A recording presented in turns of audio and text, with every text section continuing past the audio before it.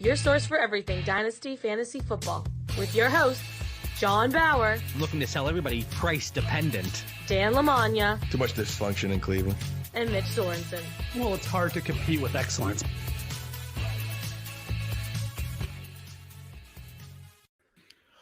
Welcome back to another episode of Dynasty Theory, a proud member of the Ross Tucker Football Podcast Network. I'm your host, John Bauer. You can find me on Twitter at The Bauer Club. If you enjoy tonight's show, come check us out. Our exclusive bonus content over at patreon.com/Dynasty Theory. That includes the breaking news podcast. We released one of those on the podcast feed this week as kind of a sneak preview to what you can expect. We have the Sunday morning brunch live streams, the tiers, the Patreon leagues, and more. Again, if you enjoy it, come check us out. I am joined by Dan Lamagna. That is at FF Coach Dan on Twitter. What's up, Dan? Gentlemen, good to see you as always as we record here on Tuesday. It was another good weekend there. My Bucks-Bills Super Bowl hopes are still alive. The DFS winning streak continues and, preparing to join you guys with the first Dynasty startup after the Super Bowl. So good times, man. Good times. Dan's finally catching up. And we are joined by Mitch Sorensen. That's at DynoMC on Twitter. What's up, Mitch? What's up, guys? Hopefully we could get some of these podcasts out, liven up all of the leagues out there, because it's hard to get trades done. I mean, I've sent out quite a few, and they just sit with no response for days. And I'm like, well, guess that person's not around right now. I have actually been getting responses. Believe it or not, I've been getting responses, but most of the trades have been rejected for one reason or another. And my offers, they're all strong. They're all strong offers. Always. But I told you, and we talked about it in the Patreon chat today, I see Ben, I see Packy, I see Owen in the chat. What's up, guys? But one thing that I was trying to do today, every day it's like I target one specific trade and one kind of format that I'm looking for. And it was moving one of my Calvin Ridley shares for Amari Cooper plus, because I think in a lot of situations, people are going to have Calvin Ridley ahead of Amari Cooper. I didn't get one done. Luckily, Ben in our Patreon chat, he did get one done, so I was happy for him. But I said, I was a little jealous. So, and Dan, you were like, if you can get Amari, oh my goodness, yes. I was getting exciting. I was having a moment there when I heard the Amari talk there. And for you to get him, John, trying to go after him, I like that, my friend. No, but close, but no cigar. Well, might not even have been close. I don't know. Anyway, let's get into the conversation. Last week, before JB, before you dive in, I just got a question for both of you. I don't want to lose this thought here. So, Mitch, you were saying you were not executing a deal, you were getting response. Mitch, is Dan glitching over there? Yep, I'm gonna change my camera back down to hopefully help that out a little bit. Did you go high def? No, I just went normal def. Okay. But my camera doesn't do what yours does and mess up the face. But you're good, man. Go ahead, Dan. All right. If I'm good again, I'm going to keep rolling. And if I glitch, I'll change something there. But my question for both of you is just related to that, because I am interested. Is, John's like, we have rapid fire coming tonight. John's always on rapid fire mode. And then Mitch is like somewhere in the middle, and I'm like that slow brew. So with the trade offers, John, is it people that are active that are responding to you? Mitch, are you noticing that these are guys that are not normally active? I'm kind of curious because, I am responding, but I'm not as maybe fast as I normally am. Like, once the Super Bowl is over, then I kind of kick it into gear. So I'm curious who you're targeting and how that's going. For me, it's been across the board. It's been league members that typically have been active. And then some, I've talked about how many leagues I'm in. You guys are very well aware of that. And there's some people I'm like, oh, I don't really recognize this name, but they responded to this trade offer. So it's a pleasant surprise. So I've been seeing it from both ends.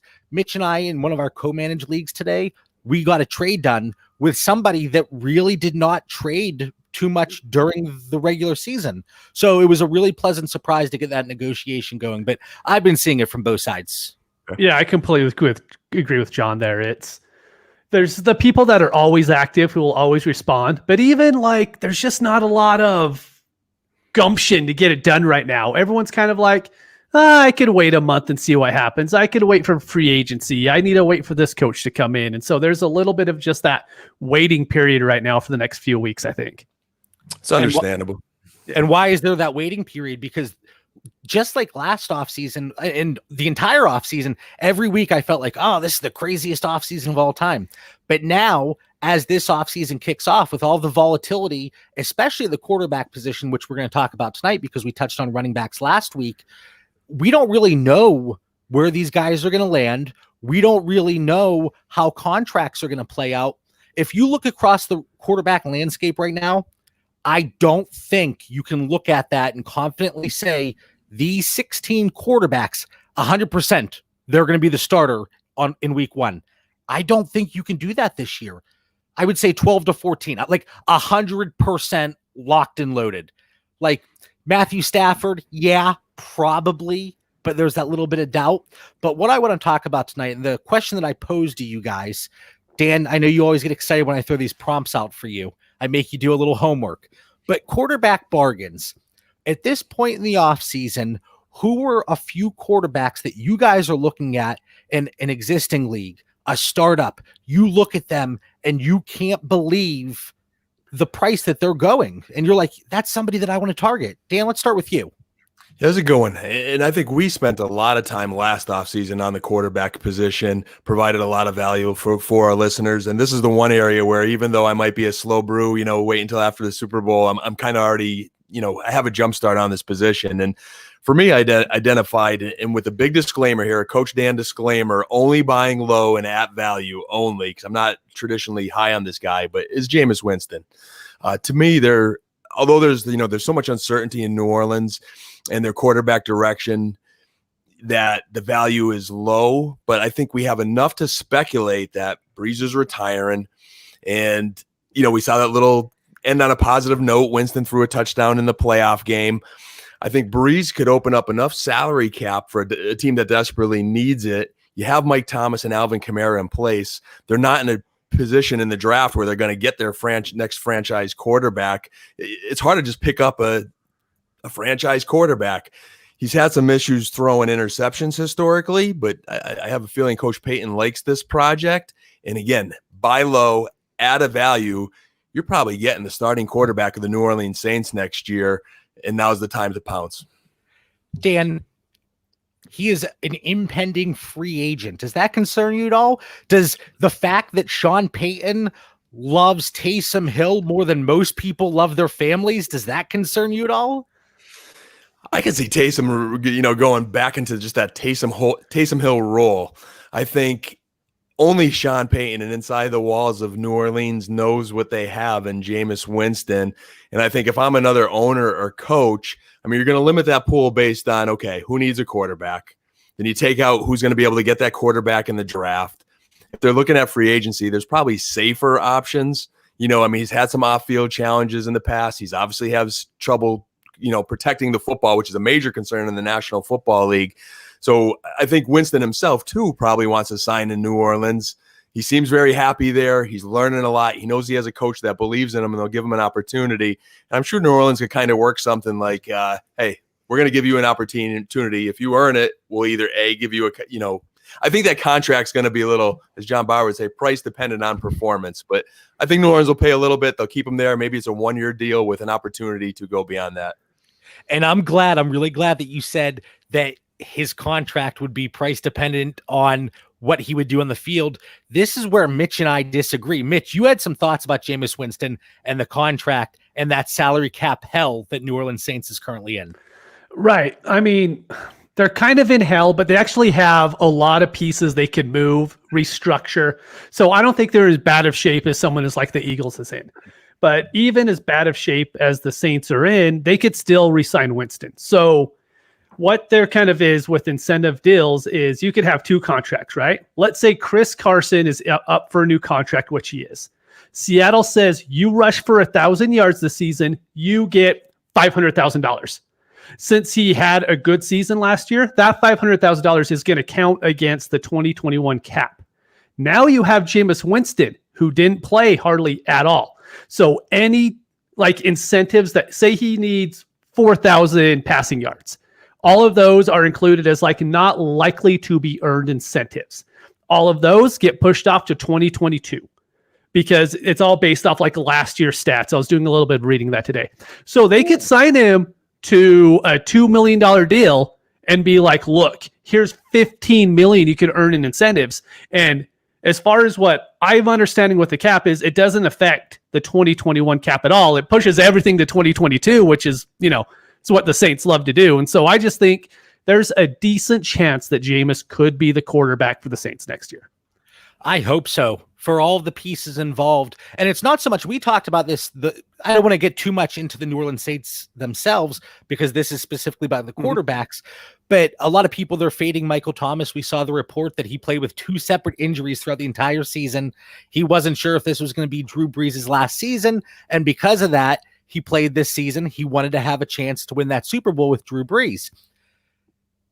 A lot of people are fading Michael Thomas, like I said, but he had a 30+% target share with Taysom Hill. But the overall amount of targets, that pie, it gets a little bit smaller. And I think that could expand with Jameis Winston. So Jameis Winston, we could dive into the Saints and talk about all the different angles. That could be a 5-hour show. But Jameis Winston himself, 27 years old, just over $1 million cap hit in 2020. He's going to be a free agent. Mitch, you seem a little bit more optimistic, like we just said, that they can get something done here in 2021. And then I was just looking at some other potential landing spots based on the quarterback situation that they currently have, and then the money that's tied up. Indianapolis, New England, Washington, Dallas. Dallas? Stop it, JB. Stop it, JB. Or Denver, and that was brought up in the chat earlier today. So those are just some options, but this is the first time in a long time. In the last week, I have had multiple offers for my Jameis Winston shares, and it's good to see some interest within the community. So, Dan, I think that's a really good one that you brought to the table tonight. Mitch? I was just going to say real quick, we're going to talk about the team later, but I also like him going to the Rams. I kind of like it as a backup there. We'll get into that, because that Rams situation is very interesting. Okay, but quarterback bargain, who do you have? You came up with this question, right? And I'm looking through my tiers. I'm like, I don't like him. I don't like him. I don't like him. I don't like him. And I'm 15 deep. And I'm like, I don't like any of these guys.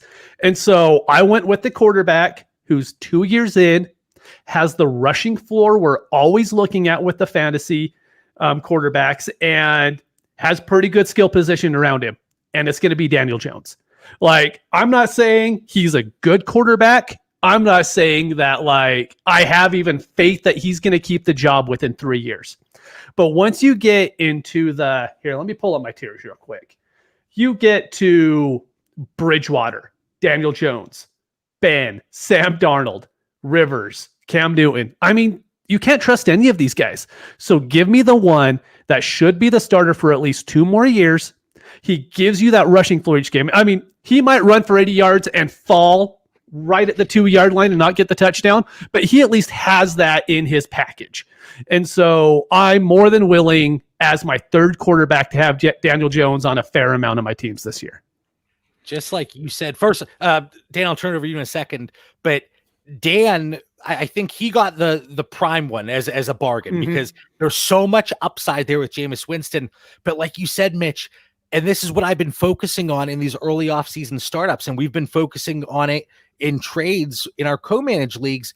I want to get those top 15 quarterbacks one way or another. I want to get them. And once you slip beyond that, things get very ugly and the question marks are raised. So I have a few points on Daniel Jones as well. But Dan was excited. NFC least. NFC least. Anyway, Dan, what do you got here on Daniel Jones? I'm going to agree with Mitchell here, and for one key point, it's really the same reason I have Jameis Winston as a bargain. Daniel Jones and Jameis Winston. JB, I would actually, if I'm trading in Dynasty right now, would go after either of those two guys before the majority of your list on the rapid fire tonight. And we won't get into that until the rapid fire, because of one key thing Mitch said, and it's he believed Daniel Jones is going to be there for 2 years, maybe 3. And I think we're taking our best educated guess that these guys are going to land back in their current spots and that the team is investing in them in one way, shape, or form. Like with Jameis, I know there's a comment about to Denver, and we could speculate of places he could potentially land. Because anyone, I mean, hey, it's a business. Someone could sweep in there and say, hey, GM head coach, we need competition here in Denver, and we're going to have them compete with Drew Lock. That could happen. but I don't think New Orleans lets them out the door. I think they're going to bring Winston back. I think that is their plan with Taysom Hill, a little special package and some insurance. And I think Danny Dimes, again, that team is all in. They have a head coach that's bringing stability, who's just going into year 2 with this quarterback, and they're going to invest in him and ride it out. Do we believe in him long term? To Mitch said, no, we've got question marks, but we at least for 2 years think we could roll the dice on Danny Dimes. And for once, I would like to see the pieces in that offense stay healthy. Saquon Barkley. Evan Engram was actually somewhat healthy this year. He saw over 100 targets, but the wide receiver core, Golden Tate, Sterling Shepard, not sexy names in the fantasy community, but what Daniel Jones actually excels at, believe it or not, there is something he excels at besides running the ball. It's those short to intermediate passes. And that's why Barkley, Engram, Tate, Shepard, they really can do well with him at quarterback. And then Darius Slayton, well, he kind of had a down year after he came out of nowhere. But for Daniel Jones, he did just enough this year to get them to the 11th pick. The big 4 that we have talked about countless times. Yep. Lawrence, Fields, Wilson, Lance, all 4 of those guys are going to be gone by that 11th pick. So unless they look to move up, you're not going to take a Mac Jones at that point. I don't see the point in bringing in a big time free agent or somebody that potentially gets cut, then they could sign him. But I think Daniel Jones did just enough. And with the contract running through 2022 and the option to extend for 2023, Mitch, you mentioned he's there for 2 years at least. And I think that's all we can really hope for with this quarterback landscape. So Daniel Jones, I think that's a really good one as well. It's scary. We mentioned it during some of the Patreon shows that we do on Sunday mornings, but like you were mentioning, once you get past the top 15 quarterbacks, there's no trust there. I mean, David Carr might be the best quarterback, and I have no faith in him being the starter in 2 years. And he had a really good year this year. It's that quarterback landscape is drastically different than what we were calling it last year. Last year, we're like, oh, you could wait till the 8th round to get quarterbacks. Now I'm like, nope. And what happens when you wait? You get Jimmy Garoppolo in every freaking league. Holy cow. We have a comment. Oh, Dan? I'll even close on the Derek Carr comment for this. I mean, I think with Derek Carr, he was kind of almost in that bargain range for me too, Mitch. Yes, I still probably have a question mark in my spreadsheet there next to him, but I do think the Raiders are a little bit more pegged into still investing in him and not having an option out at this time. And he did do decent. I think there's still more growth opportunity for that offense. So I'm a semi-believer in Derek Carr for maybe another season or two. Well, they do have a contractual out there. It's 0 dead cap. But I think, again, where do you turn, though? Where do you turn? I think that's where you get stuck, John. That's a really good point, and that's exactly it. And then we had a comment in the chat from Owen to wrap up things on Daniel Jones. He excels at fumbling the ball. He actually cut that down from 19 to 11. So we're working in the right direction. Small steps, baby steps. Keep it going. The big thing with him, that touchdown percentage, it was unsustainable for him. Right around 5%. I almost said his freshman year. His rookie year, it went down to 2.5% this year. So it kind of knocked him down. It's going to bounce back up. Like 2% that's horribly low. That's really low. So we talked about a couple of the quarterback bargains, and I want to transition into some of the fades. And for one reason or another, you see this name and your stomach, it gets a little upset. You might have to grab the garbage can. You're not sure if anything's going to come up here. But Mitch, let's start with you. Who's a quarterback you're fading completely this offseason? It's Teddy Bridgewater. I do not believe that he will be the starter for more than 4 or 5 games next year. Whoever they draft, whoever it ends up being, if they end up trading up for Wilson, if they end up getting Lance, I believe Teddy Bridgewater is just a below average starter in the NFL, and that's kind of who he's always been. So him and Cam Newton are the only quarterbacks that started 15 games that threw less than 20 touchdowns. And Teddy Bridgewater actually threw 15 touchdowns. And so he's just 15 touchdowns. I mean, his completion percentage was all right, but that's because he doesn't push the ball down the field. I just don't believe there's any way that the Panthers are going to leave this draft without a quarterback, and Teddy Bridgewater probably won't be the starter all year. So how can you have him in your super flex leagues? I mean, you would have to hope he goes to Denver or somewhere else. I do need to shave my beard. Thanks for pointing that out, Ben. But Teddy Bridgewater. Wait, really quick. What about my beard? I have not. This is no joke. I haven't shaved in over a week. That's I don't know if I should admit that. That's impressive. But Teddy Bridgewater going anywhere else, you can't pencil him in for a starter. If he went to the Colts March 1st, I don't know if he would be starting over Brissett. I know Brissett's a free agent too, but I could see that one being 50-50 depending on what the coaching staff likes. Teddy Bridgewater, I was so excited because, again, he was that value coming into, I would have put him in the quarterback bargain coming into 2020. And then I got into a discussion during the offseason whether or not Teddy Bridgewater was in fact a bridge quarterback, no pun intended there, but he looked good. He had that little stretch. He looked good. So I had a few smart Alec comments where I went in and I was like, oh, is he still a bridge quarterback? You better believe he is. And now I'm like, oh, I got to retreat from that conversation. $20 million in dead cap in 2021, pretty much nothing in 2022. I think, Mitch, you have it right. Bring in a Trey Lance. Heck, let him sit for the entire season if you want to. Yeah. And then get him prepared for 2022. I got to make sure I get all my years right now because now I'm like, oh, 2021. All right, Dan, Teddy Bridgewater, what are your thoughts here? Yeah, I think he fits in that class that, Mitch is identifying of teams that are in a draft position where they can replace him or create competition and take him to that category of bridge quarterback, as you mentioned, JB. I'm definitely concerned. If we're having any dynasty drafts before the NFL draft, he would be on a fade list because I think Justin Fields or whoever it may be is going to be competing, and it'll be a matter of time before they win that job. Now, after draft day, if Carolina surprises us for some reason and the new GM comes in and says, hey, we are going to invest in Teddy a little bit longer and they don't draft anybody, maybe we change our conversation. I would be very surprised if they didn't. I think, in fact, Same. Teddy Bridgewater is a bridge quarterback. He's like the newer version of Tyrod Taylor. Everywhere he goes, he's just going to be a bridge. And that's just who he is. Now, you both actually came to me with this name.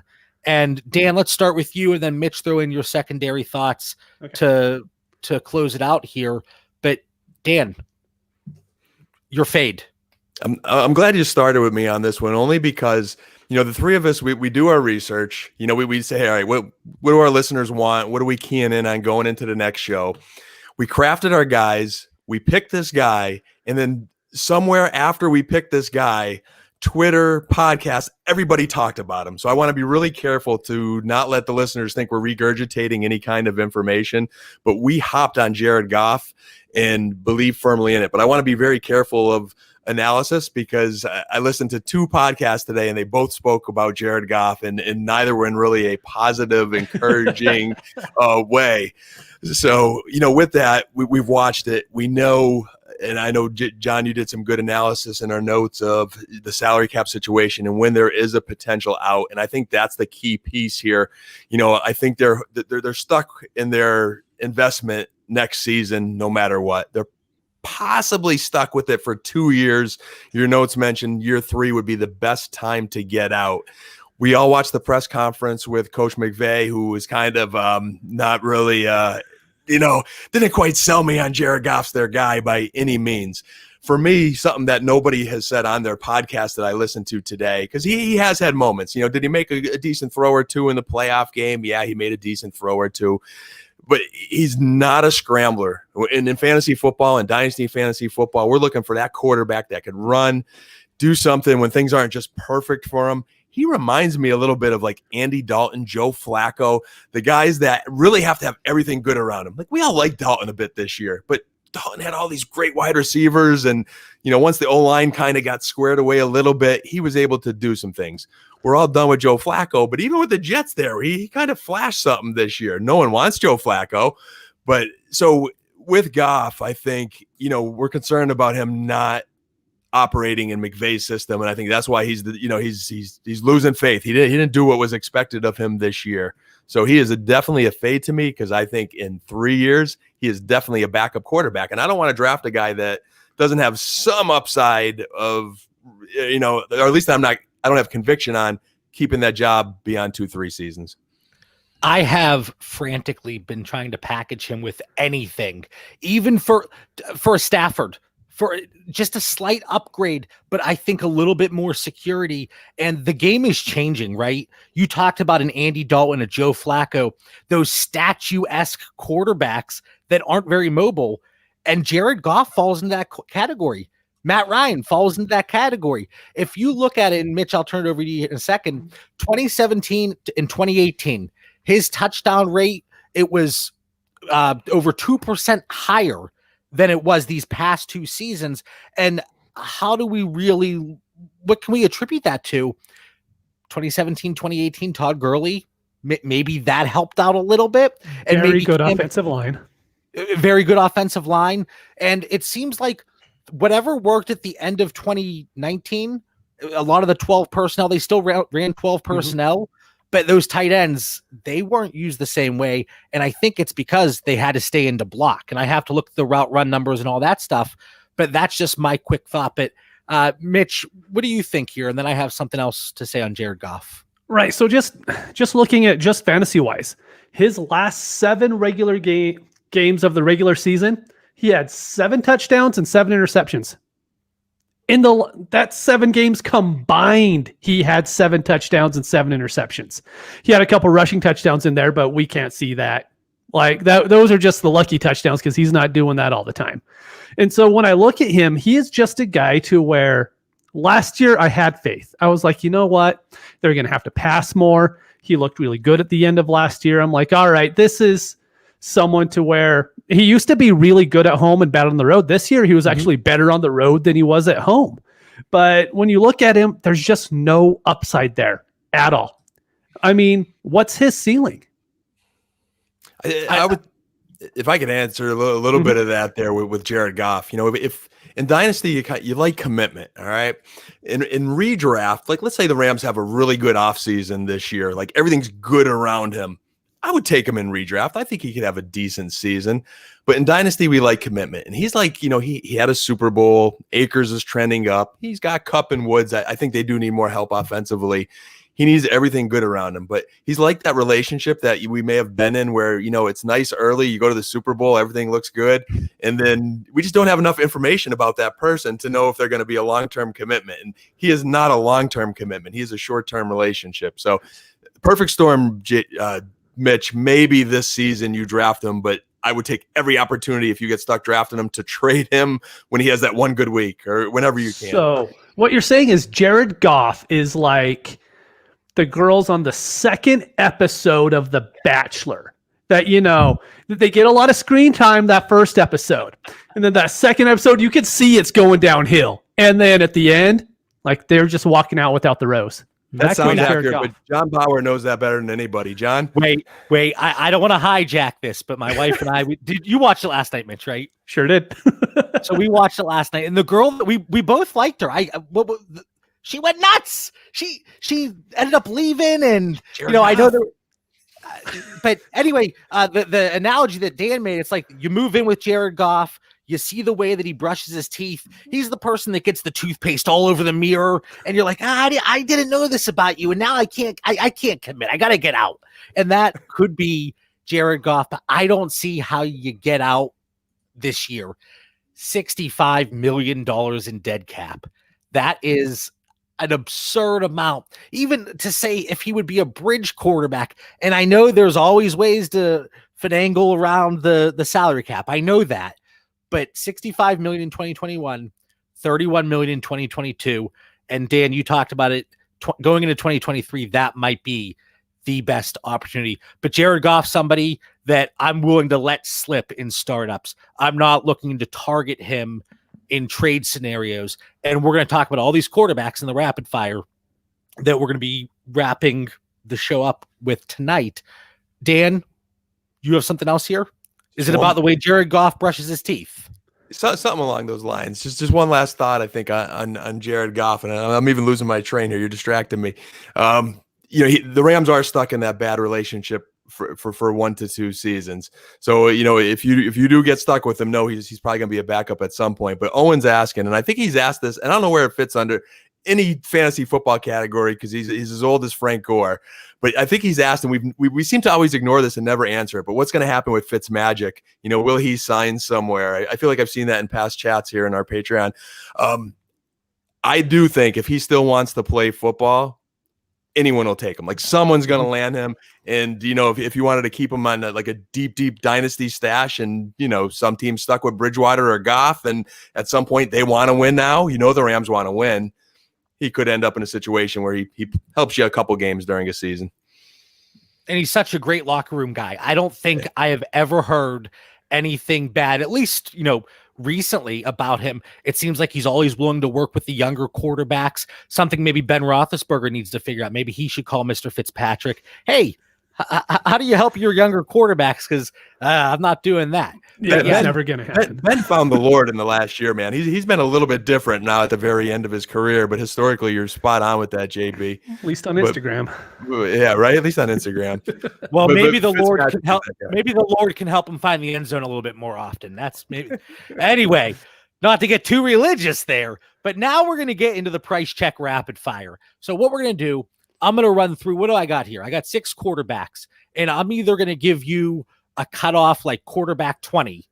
Are you buying or selling at that? Or a rookie draft pick here in 2021 for Superflex rookie drafts. So, Dan, you were jumping around last time we did a rapid fire, but we're going to go Mitch, Dan, all the way through. Does that work for you, gentlemen? I think I can keep up. For our listeners, really for me, so I'm not confused, but for our listeners, just to be clear, John, so I'm telling you whether I am buying or selling the quarterback you name. That's exactly right. I got it. All right, Mitch. Jalen Hurts at quarterback 15. And side note, that's inclusive of incoming rookies. Sell. Matt Ryan, would you buy or sell at the 109 in Superflex rookie drafts? Sell. Jared Goff, would you sell or buy at the 109? Sell. Sold. Jameis Winston, 206. Buy. 206. I'll buy. Teddy Bridgewater, same pick, 206. Sell. Daniel Jones, quarterback 23, and that again is inclusive of incoming rookies. Buy. I'll buy. Wow, a lot of disagreement there. That was a clean sweep. That was a good one. That is rare. 6 for 6. That means I definitely made it too easy then. Yes. Holy cow. You threw us big like beach balls tonight, JB. They were big because I think every one of those guys just had like Matty Ryan. It just I've gotten scared away. Like all those guys, I think they're going to draft someone, or it's just the end is near. And I'll say this about Jalen Hurts, just really quick on him. I'm not saying sell because I don't like Jalen Hurts. I'm saying sell because I don't like the Eagles organization right now. Like I love Jalen Hurts, and I think he could end up being a good quarterback. I just don't want the quarterback of the Eagles right now. I just don't trust that they'll be there in 2 years with a new coach coming in and probably a new GM here in a year or two. Agreed. So and QB 15, I think I know I'll go in a different direction. So you both were selling at quarterback 15. What about quarterback 18? So looking at rankings here, probably still in sell mode, but it's getting closer. Yeah. All right, Matt Ryan. We're going through this again because that was way too easy. Matt Ryan, 112, 12th overall rookie pick. Bye. I'm still selling. I just got this gut. Before draft day, I'm selling. After draft day, this could be like the most worst take ever. But they may go in a different direction. That's my gut. All right, but I like that. Then there's a little bit of a disagreement there. 112, right around that point. Jared Goff, I think we might have to go a little bit later. 202. Probably have to buy him at that point. My cutoff's going to be where I think I could get the top 4 quarterbacks in a rookie draft. I think 109, you could still end up getting one of those guys. When you get past that, that's why I picked 109. Yeah. Once you get past that, and I'm having to go with Mac Jones or Jared Goff, I might have to go with Jared Goff at that point. And then skipping down, we'll revisit Daniel Jones because quarterback 23 was too easy for you two. Quarterback 20. Bye. Still a bye. All right, so Mitch, Daniel Jones or Jalen Hurts, straight up right now in Dynasty. Oh, Daniel Jones. Okay. All right. Yeah, if I have Jalen Hurts on any team and someone sends me Daniel Jones this week, I'll snap accept it in a heartbeat. And that's more so because of the organization. Yeah, and years. Yeah. I saw a clip, and I forget what I was even looking up, but it was Mike Florio. And Dan, within 30 seconds, he throws out the word dysfunction. I audibly laughed out loud. But he didn't have the pizzazz that you had. He just went, yeah, there's dysfunction there. He does not put the fun in dysfunction. Sorry, Mike Florio. Sorry. I love that word pizzazz. I haven't used that one in a while. That's good. He just didn't have it. All right. So looking to make the episodes a little bit shorter. Again, exclusive bonus content over at patreon.com/Dynasty Theory. And I told you guys 30 to 40 minutes. I thought we could get it there, and we accomplished that. But now for Dan's favorite part, final thoughts. So I can't even say, week 13. What are your thoughts heading into week 13? It's another random week in January. Dan, what do you have for our listeners? I'm going to help with that, JB. I mean, I like we got in the zone tonight. We zeroed in on our content, condensing the episode a little bit.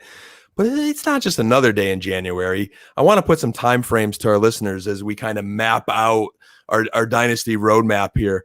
We got the Super Bowl coming up February 7th, but it's important to know before that is going to be the Senior Bowl, January 25th. I believe that's a correct date. So we'll be, getting some draft analysis there at the Senior Bowl. Then after the Super Bowl, February 23rd to March 9th is your next key dates where the franchise transition player designation period is there. We're going to start getting a little bit more direction. It's good to know that like the NFL, no NFL trades until the league calendar year flips over, the new 2021 year starts, and that's March 17th. So March 17th, now things are going to start really brewing in the NFL. Like right now, it's all rumors that we don't know what's true, not true. That's going to pick up. Then April, we really get cranking, boys. We got the start of offseason workouts for teams with new head coaches, April 5th, so we'll start learning. April 19th, workouts with incumbent rookie coaches. They don't need that early start. And then April 23rd, the last day of restricted free agency period. The 28th of April, last day to match offer sheets. And then our favorite draft day, April 29th to May 1st. We're going to really ramp it up then. So just some key dates to keep a hold of. And hopefully somewhere in the early part of those dates, I'll have peace of mind and Dak Prescott will sign with Dallas and I'll be a happy camper. And Dan's favorite time of year, whenever he gets to see the dudes with their workout videos. That is Dan's favorite part.